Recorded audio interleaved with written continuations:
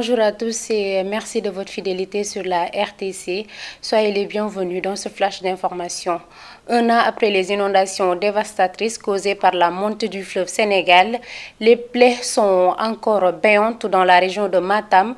À Beli Diallo, village durement frappé, les promesses d'aide tardent à se concrétiser alors que de nouvelles pluies menacent les populations abandonnées à leur sort. Tire la sonnette d'alarme dans ce reportage réalisé par Oumar Sall. La montée du fleuve Sénégal en 2024 dans la région de Matam avait ravagé des champs et plusieurs habitations, notamment dans la zone du Dandemayo. Les populations du village de Beli Diallo, fortement impactées, se souviennent encore de cette catastrophe. Il était 22 heures, on voit des charrettes partout, transportant de bagages. D'autres utilisent les pirogues pour transporter les enfants. Et on a pris la fuite jusqu'à la digue qui se trouve à côté. À l'époque, l'État avait annoncé une enveloppe de 8 milliards de francs CFA pour accompagner les sinistrés. Mais un an après, ces promesses restent lettres mortes. On avait entendu à travers des radios l'annonce d'un budget de 8 milliards de francs CFA, mais jusqu'à présent, on n'a bénéficié aucun sou. Les autorités ne sont même pas venues nous expliquer la répartition de la somme.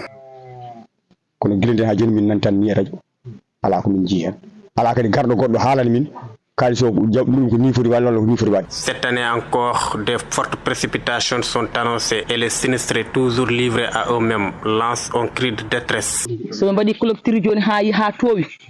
La digue peut nous sauver avec la montée des eaux, donc il nous faut une digue de protection.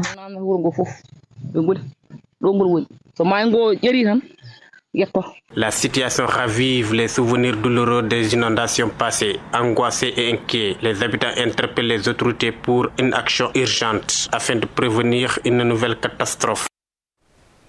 Et à Diourbel, des policiers de l'assainissement ont été déployés pour vérifier le respect des règles d'hygiène dans les maisons.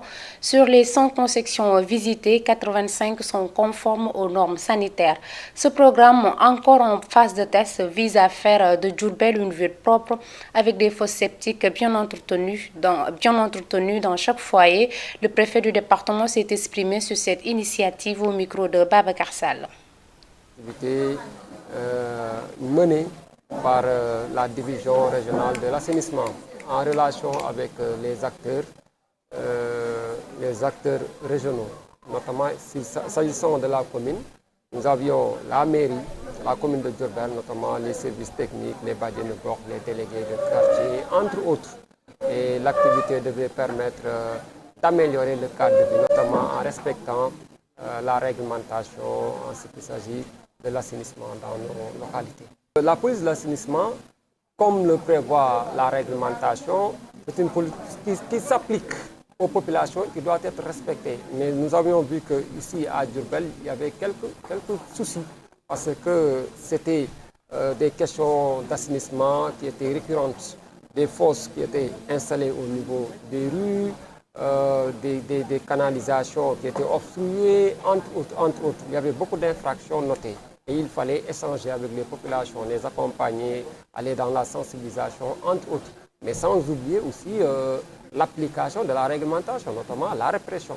Et aujourd'hui, c'était l'occasion pour nous de faire une restitution après cette phase-là d'application sur le terrain, de mise en œuvre, qu'on peut appeler de phase test. Il fallait revenir pour voir quel est le résultat obtenu après tout ce temps d'application.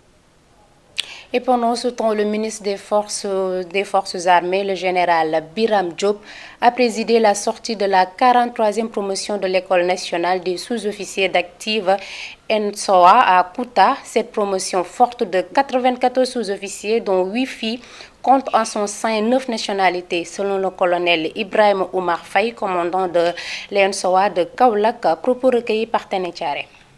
À l'issue de ces 2 ans de formation, nous pensons que les sergents de la 43e promotion sont prêts à servir et à remplir les missions qui sont les leurs. Comme vous l'avez entendu dans le discours, ils ont été soumis à 2 années de formation intense avec des modules comme le brevet de parachutisme, comme également la formation aux actions commando, en plus d'un module sur le droit international humanitaire. Chaque année, nous avons des étrangers. Cette promotion compte parmi elles 14 étrangers. Ça, quand même, c'est très apprécié. Ça montre des liens étroits entre nous et ces pays-là. Ça montre également qu'ils font confiance à l'école. Et pour nous, ça, c'est une source de motivation, c'est une source de satisfaction. Donc, et ça nous honore. Ils sont prêts puisqu'ils ont été soumis à une formation très intense sur le plan physique, sur le plan intellectuel et sur le plan moral, avec des matières techniques, des matières tactiques et également des modules qui sont nécessaires à leur compréhension de la situation une fois qu'ils sont en dehors sur les théâtres. J'ai parlé du droit international humanitaire. Tenenchare à Bambey, un jeune artisan plutôt originaire de Touba, se distingue par son innovation dans le domaine agricole. Il a mis au point une machine destinée à alléger les travaux champêtres, une invention qui suscite déjà l'intérêt de nombreux paysans. Notre reporter Maligning nous dresse le portrait de ces aînés autodidactes. Machine à usage agricole est l'œuvre d'un jeune artisan originaire de Touba. Installé à Bambey, passionné par la mécanique, il a conçu cet outil pour soulager les paysans dans leur activité quotidienne. Je réfléchis souvent en dormant au matériel agricole à fabriquer. Une fois créé et utilisé, je reçois des commandes. Je pense toujours à comment faire avancer l'agriculture. Elle est facile à utiliser, très pratique. Beaucoup de cultivateurs ont déjà commencé à passer commande. Explique fièrement.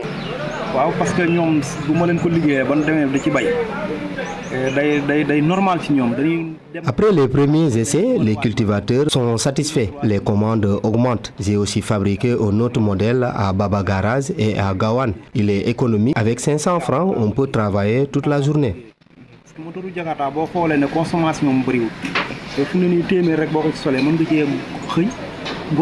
Il lance un appel aux autorités pour bénéficier d'un accompagnement technique et financier.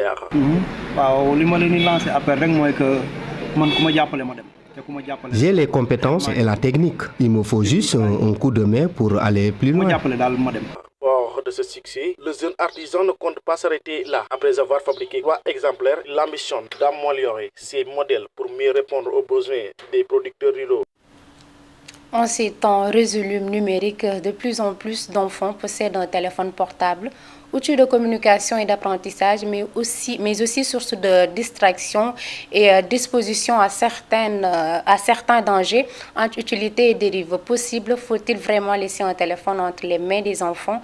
Élément de réponse dans ce reportage de Barthélémy Collier. Aujourd'hui, le téléphone ne concerne plus seulement les adultes. De plus en plus d'enfants en possèdent. Mais est-ce vraiment une bonne idée?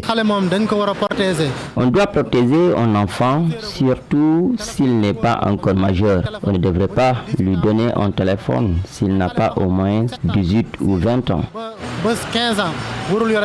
Pour certains parents, donner un téléphone à leur enfant est devenu utile. Un enfant de 18 ans peut avoir un téléphone. Ça peut l'aider à faire ses cours.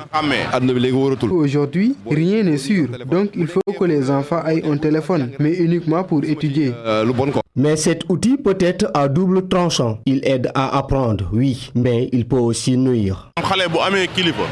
Si un enfant a un responsable, le téléphone ne représente pas un danger pour lui. C'est avec le téléphone qu'il peut apprendre. Par exemple, je peux l'envoyer de l'argent qu'il pourra retirer pour acheter ce dont il a besoin. Les avantages sont les cours qu'il met dedans, les cours et les appels. Mais à part ça, il y a des sites, beaucoup de filles qui entrent dedans pour vérifier. Ça, c'est pas bon pour un élève, pour une élève qui apprend. Un téléphone sans règles peut vite créer une dépendance. Il peut aussi exposer l'enfant à des contenus dangereux. Il faut que les parents surveillent leurs enfants. Le téléphone peut être dangereux s'ils continuent de voir de mauvaises choses. Ça peut les détruire. Nous, les parents, on vérifie tout le temps les téléphones de nos enfants, quoi. Ça, c'est très important. Parce que ce sont des enfants. Ne sont pas encore des majeurs, ne sont pas encore des adultes. Entre liberté et encadrement, le téléphone chez les enfants reste une question délicate, car s'il permet de communiquer, il ouvre une fenêtre sur le monde. C'est ce reportage qui met fin à ce flash d'information. Merci de l'avoir suivi. L'information continue sur uracsenegal.sn. Merci.